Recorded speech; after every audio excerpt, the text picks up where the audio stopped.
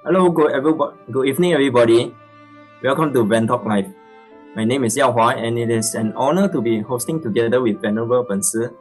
And a bit about myself, I've been studying with BW Monastery for about 5 years, and I always cherish every opportunity to attend lessons because I will always learn something new. So tonight's topic, we'll be discussing on precious human rebirth, the essence of a meaningful life. Good evening, Venerable Bensi. I've heard of a concept in Buddhism called the precious human rebirth. So as a typical working adult, I face with many challenges in life, like work issues and family issues. And recently I've been hearing a lot for kids, especially young kids, they are suffering. I wouldn't say suffering, but they are being brought up in a way where they really have a lot of enrichment classes, and that's something that I never done before. So yeah, and even teenagers. Recently, I've also heard about parents, their child facing depression. So during my time, yes, this was something unheard of, and it seems like nowadays, especially in Singapore, it's getting more and more stressful. So sometimes I'm thinking, being a human, is it really that that that fun? Yeah, because sometimes when I see animals, right, then it seems like the dog is actually enjoying their life better than us. So I've also heard about stories where the owner really just switch on the aircon like 24/7 for the dogs to be in an aircon condition. You know, Singapore is really hot, and because their fur is long, and they really on the aircon for them 24/7. Yeah, even us as human, I don't even on 24/7 for myself. Yeah, and when the owner goes to the hotel, when they go overseas, I'm sorry, then their pet also goes to the hotel. So it's like, yeah, they are well taken care of, and yes, it makes me wonder that is it really as a human is better? And furthermore, our world population, I just checked on Google, is about 7.8 billion humans on Earth. That's really a lot. And recently, we have been hearing a lot of overpopulation or global warming, and the Earth's environment is getting worse and worse. And it seems like we are faced with a lot of natural disasters more and more often. And so, when Buddha says that human rebirth is really special, the way I see it as a human in this fast-paced environment, especially in Singapore, it is really not easy. Yeah, and there is more suffering and more suffering as a human, and there are more people, and I do not really feel that it is precious anymore. So, Venerable Benson, is there anything that I'm missing out or I misunderstand? That is a very good question, Yao Hua. Actually, your question raised many other issues about being born as a human, but we will settle them one by one. Okay. Firstly, when the Buddha talked about a precious human rebirth, and the Chinese term for this is actually 暇满人生, which can be translated as a human life of leisure and opportunity. But usually, the term that we hear more often is precious human rebirth.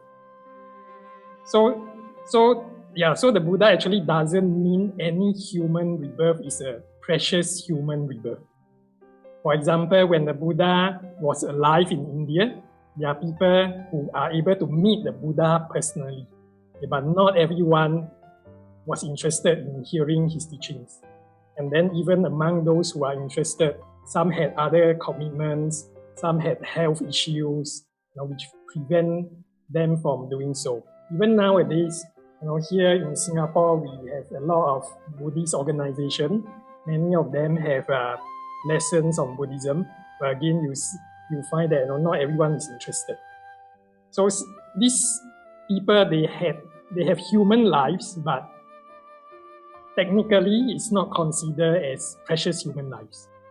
And so there are actually certain criteria that a human life must fulfill in order for it to be considered as precious human rebirth.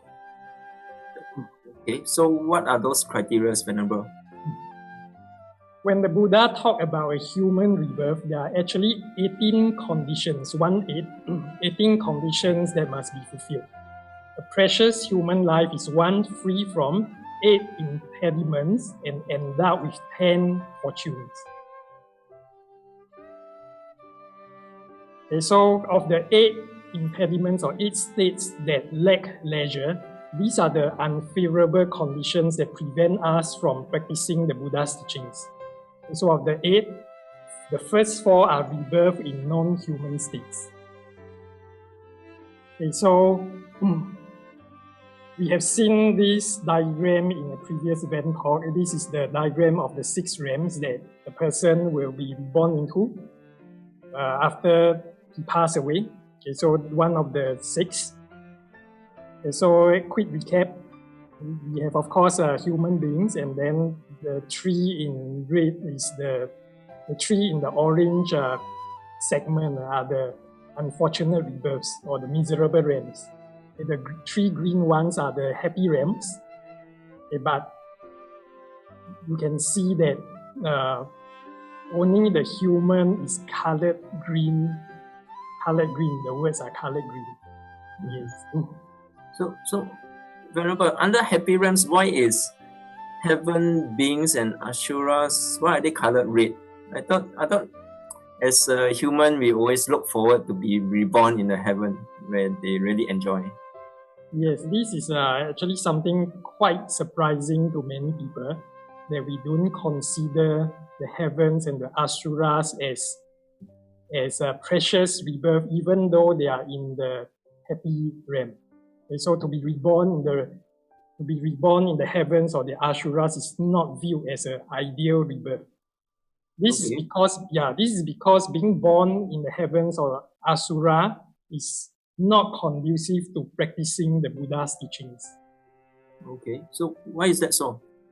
Because there is relatively less suffering in these 2 realms compared to the other realms, and of course compared to the human realms. In the heavens, whatever the beings in the heaven want, they will get it. So they get to enjoy sensual pleasures all the time.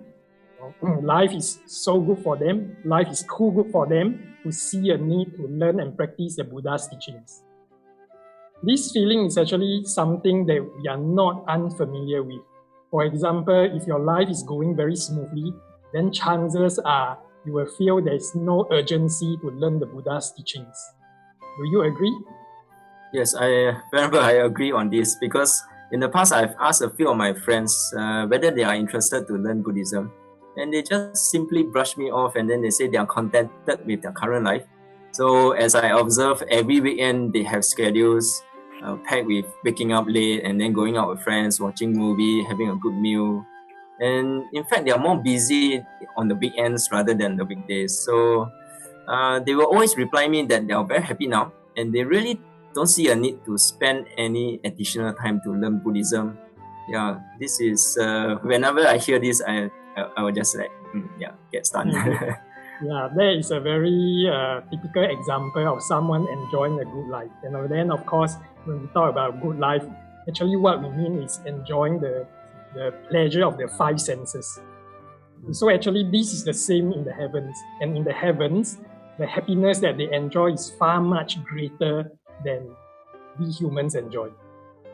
Because whatever things they want, they will get it. Here in the human realm, we will still face many times when what we want, we can't get. Then what we do not want, we get.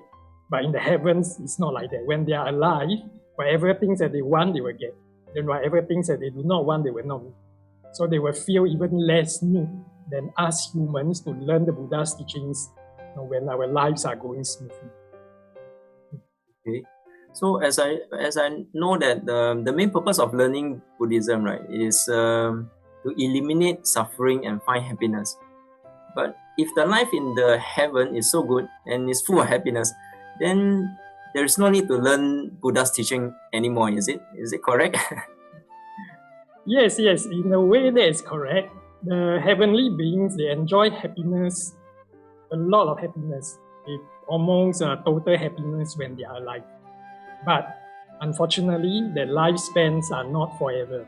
And this is a fact in these 6 realms. As long as we are in cyclic existence, our life will not be forever.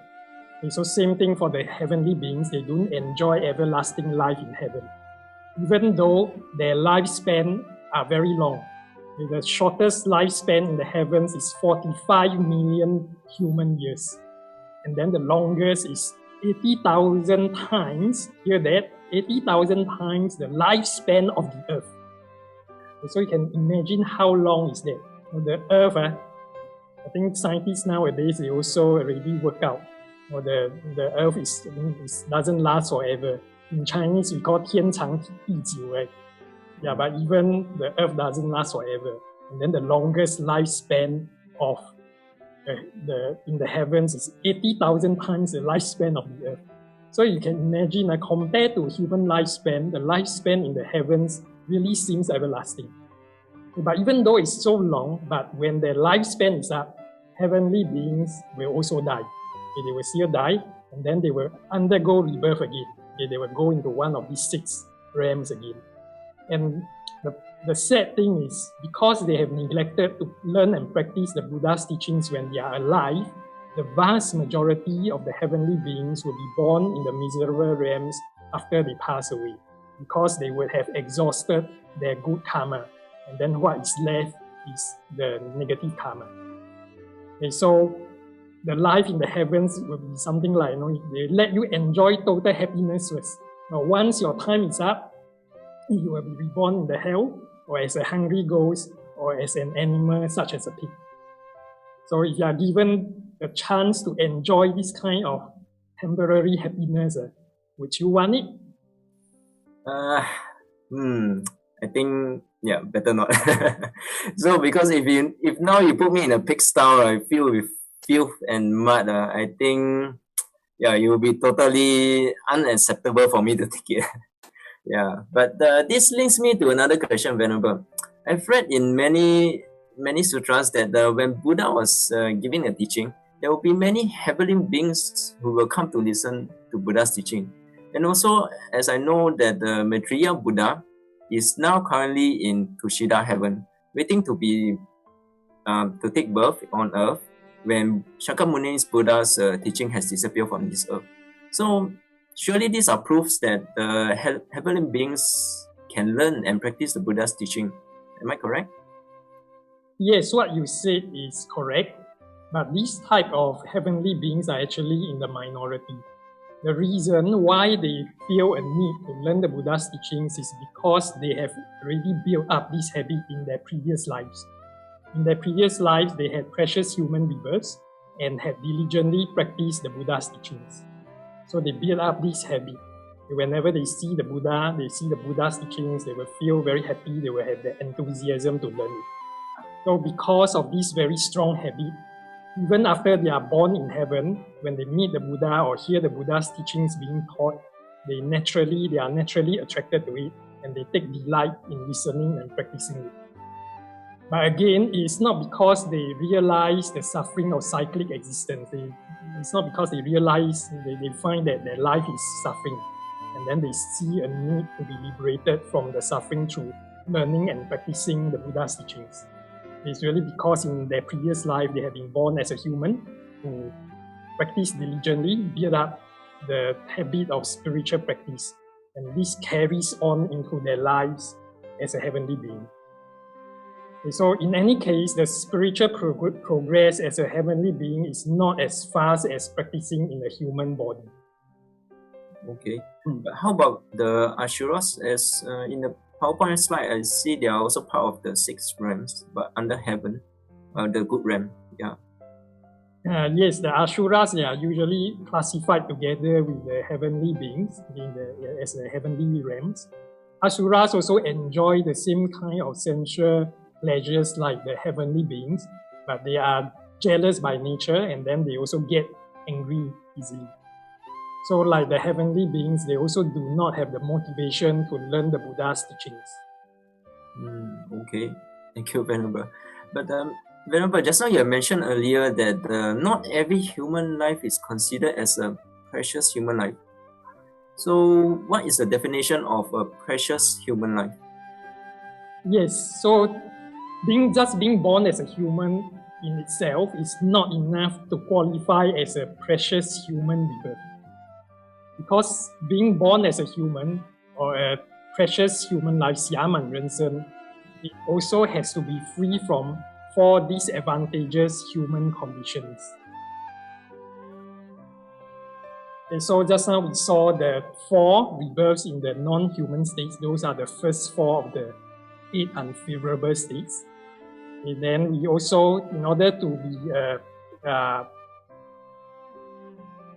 be qualified as a precious human rebirth, also need to be free from the 4 disadvantageous human conditions. Okay, so what are they? You can see here in the PowerPoint slide. Okay, so the 5th one of the 8 will be living in a barbaric or uncivilized society where religion is discouraged or outlawed. Okay, so there may be Buddha's teachings available, but then the environment is such that there's no chance to practice it. And then the next one is living in a place where the Buddha's teachings is not available or not being taught. Okay, so for example, there may be places where people don't even know that there's such a thing as Buddhism. Okay, then the next one, being intellectually or physically impaired to the extent that our ability to learn and practice the Dharma is extremely restricted. Okay, so if you are born blind or deaf, you can't hear the teachings being taught, you can't read the scriptures, and these are also you're also unable to learn the Buddha's teachings. And then the last one, the last of the 8 unfavorable states will be holding wrong views that cause you to be unreceptive to new concepts such as rebirth and karma. So some people, they have very strong views about what things should be, or they are very narrow-minded, or they have already learned some other views that is opposite of that of Buddhism, and they hold on to that very strongly.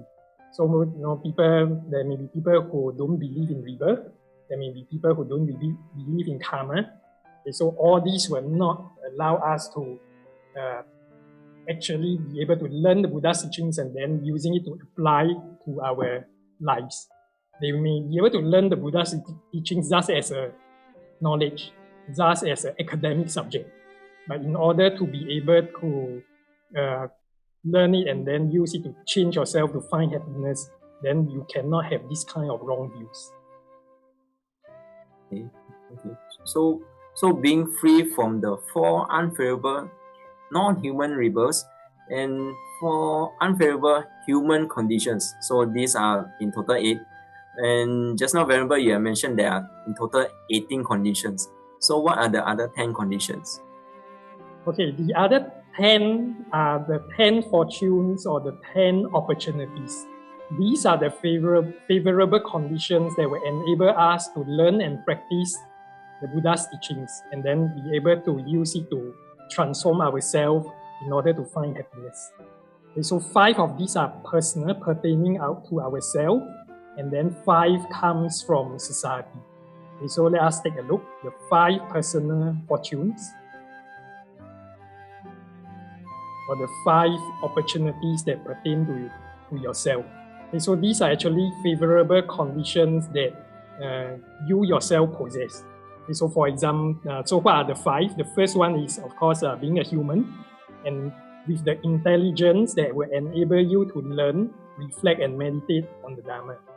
Okay, so this one actually is it's actually common to all human beings. Actually, all human beings, we possess that intelligence to be able to learn. We possess that ability to be able to reflect, and we also possess the ability to actually change our habits.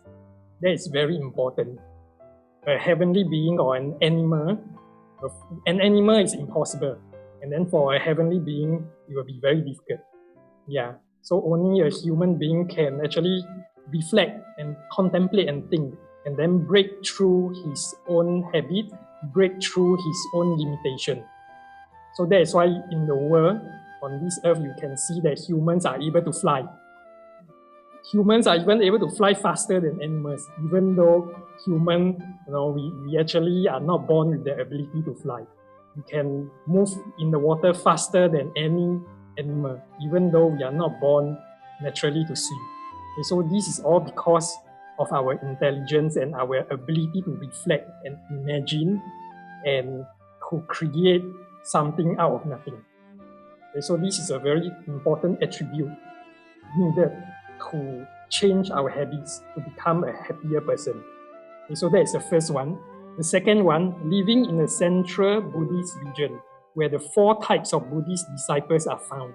So this means that you are living in a place where there is the Buddha's teachings, and not only just the Buddha's teachings, there are actually people who practice it seriously. So here it mentions the 4 types of Buddhist disciples. The 4 types will be, of course, the monks, the nuns, and then the lay male disciple and the lay female disciple. Okay, so you actually need to have the environment, the community to support each other. If you are in a region where only you yourself is a Buddhist, then that will be very difficult for you to actually practice the Buddha's teachings. And then the third one is, of course, you have a healthy body and mind. Okay, so you are healthy enough to be able to attend classes, to be able to listen to the teachings, to be able to contemplate and then put in the effort to change yourself. Okay, the fourth one is not having committed the 5 actions of immediate retribution. And then, so these are very serious sins, serious offenses that will cause you to be reborn in the hells in the next life. Okay, and then the fifth of the 5 personal fortunes will be having belief in things worthy of respect, such as the Vinaya, which is the Buddha's rules of ethical discipline, good conduct, and then the 3 basket of scriptures. Okay. And so those are the first 5 of the 10 favorable conditions. And then there's also 5 favorable conditions from society. Okay, so these are the opportunities that is provided by your environment. Okay, so number 1 is, of course, Buddha is present in the world. So this is also quite obvious, because if the Buddha has not appeared on earth, then there will not be Buddhism. There will not be the Buddha's teachings. The second one, the Buddha has taught and is still teaching the Dharma.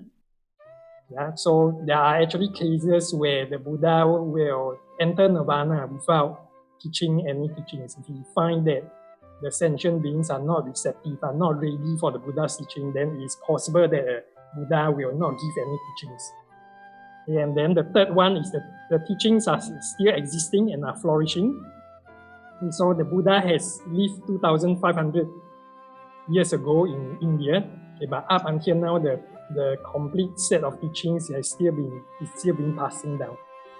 And then the fourth one, there are excellent spiritual teachers, monastics, and like-minded fellow practitioners who follow the Buddha's teachings. And so not only there are the teachings, but there are people actually practicing it. And there are excellent teachers teaching and guiding us how to learn and practice the teachings. And then the last one, there are benefactors who offer support for your practice. So these are, in summary, these are the 18 conditions.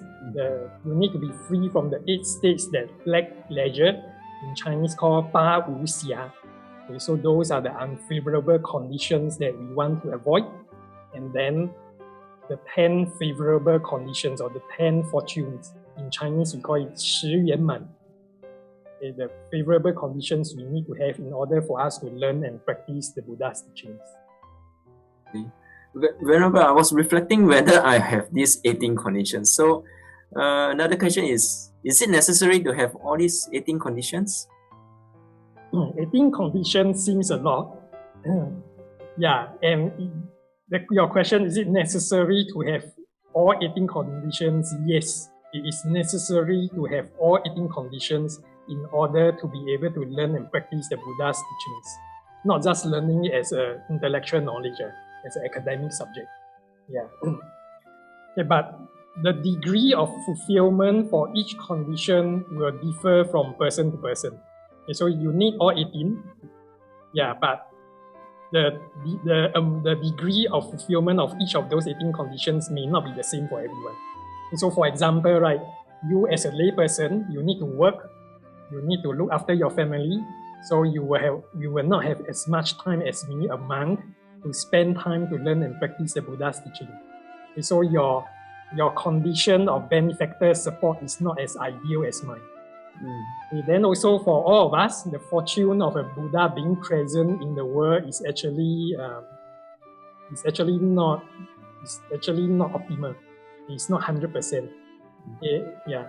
So the Buddha has already passed away 2,500 years ago. Yeah. Okay, but the thing is, both of us have met excellent teachers and spiritual guides who have understood and realized the teachings, and they are able to explain the teachings to us at a level we can understand, and then also to guide us to create the causes that will enable us to attain a precious human life in the future. And so what this means is that if some of your 18 conditions are not as favorable as someone else like me, then you will need more effort to overcome your challenges than me in learning the Dharma. Okay, but the important thing is, because you have all 18 conditions, you are now able to practice the Buddha's teachings. So what really matters is that even though not all the 18 conditions are fulfilled to the highest level, the important thing is that they are sufficient for you to continue your practice of the Buddha's teachings. Okay, this is very important because as long as you are able to continue and not give up your practice, you will be able to improve on the 18 conditions. Okay, so your favorable conditions will get better and better, and you will continue on in your next life.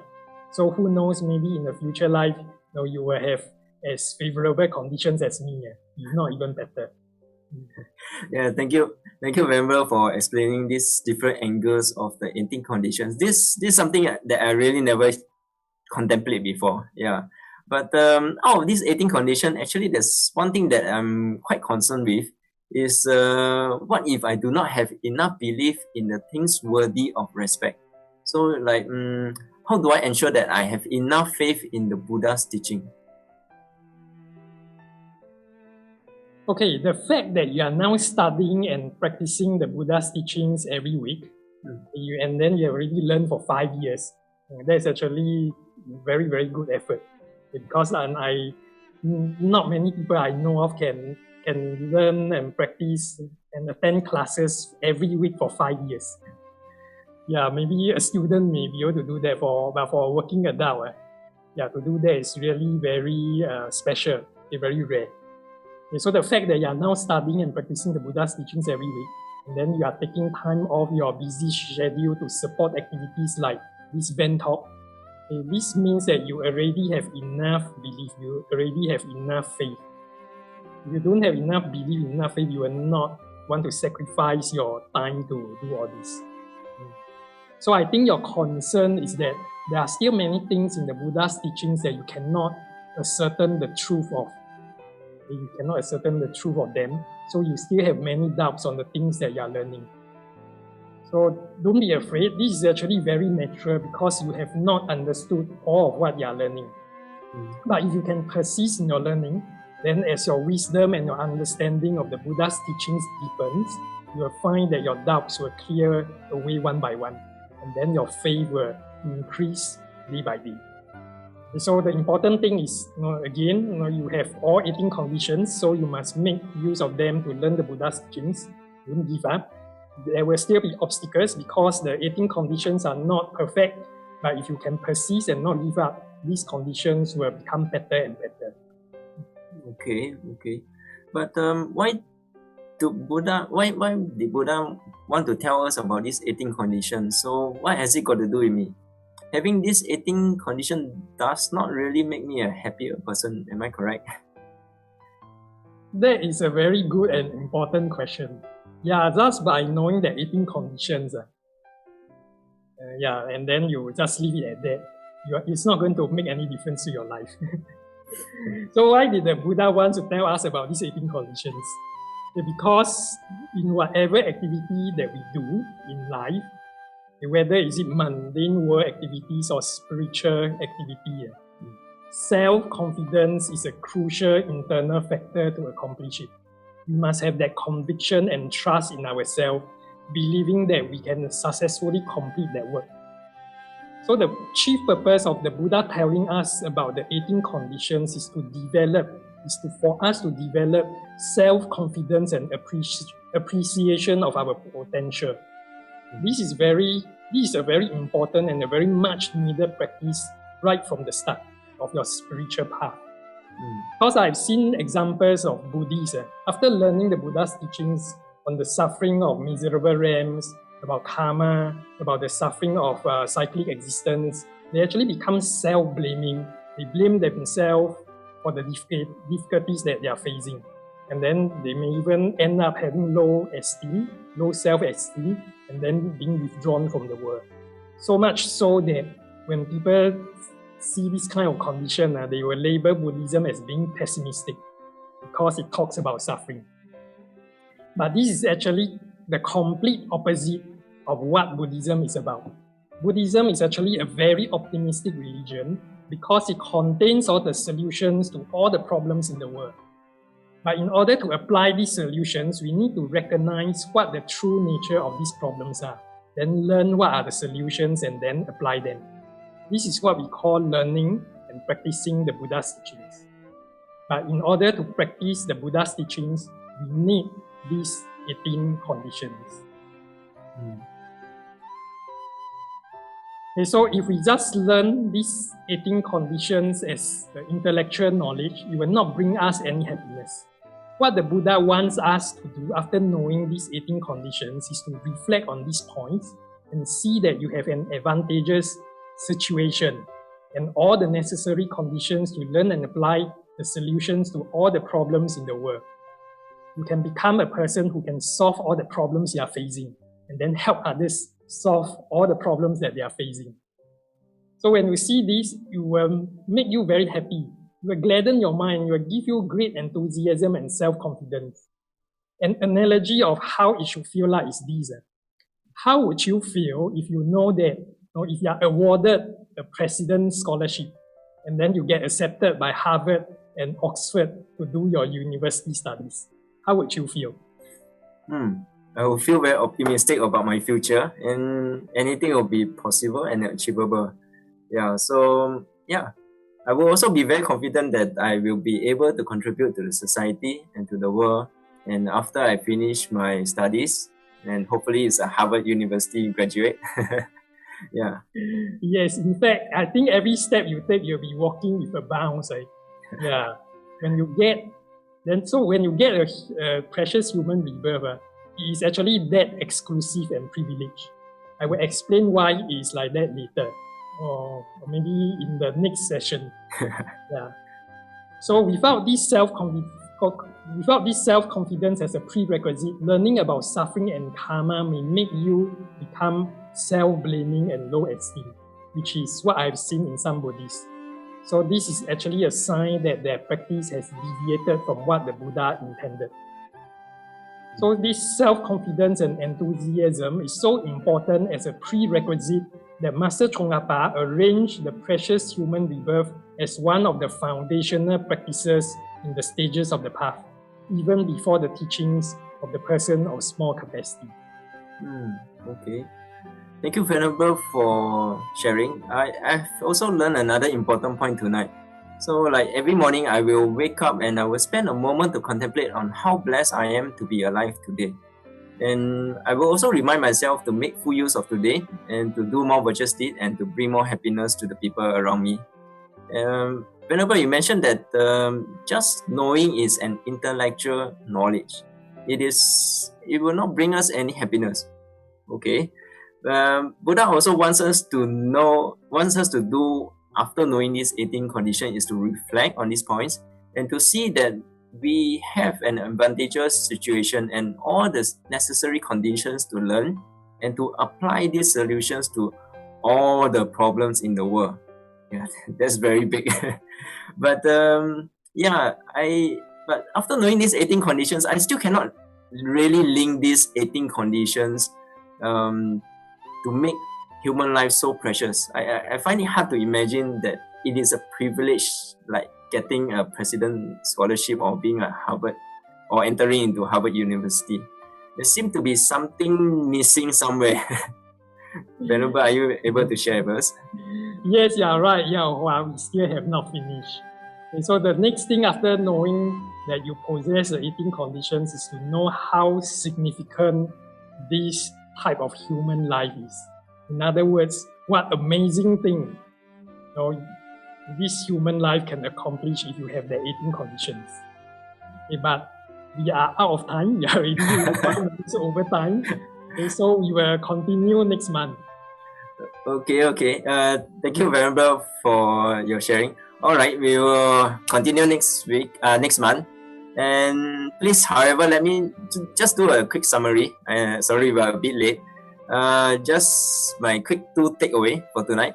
So I've learned that it is a need to have these 18 conditions to consider as a precious human rebirth.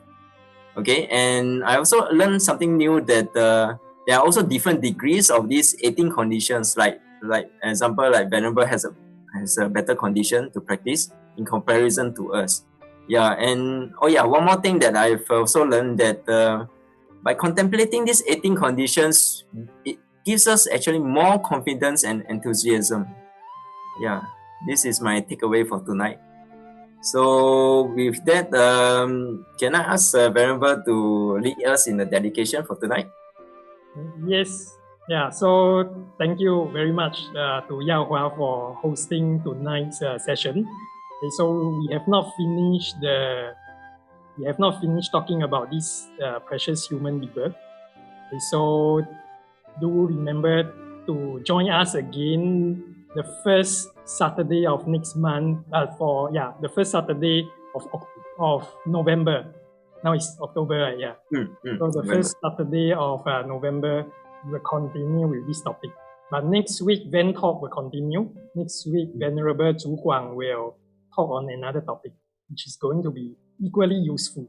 Okay, so do remember to join us every week. Okay, so let us do dedication now. Okay, so please put your palms together. We will recite together. May these profound merits and virtues be dedicated to all sentient beings. May we eliminate all karmic obstacles, and together may we attain the state of Buddhahood. Okay, thank you, Venerable. Do continue to join us every Saturday night at 9 p.m. Thank you, everybody, for your time. Bye-bye.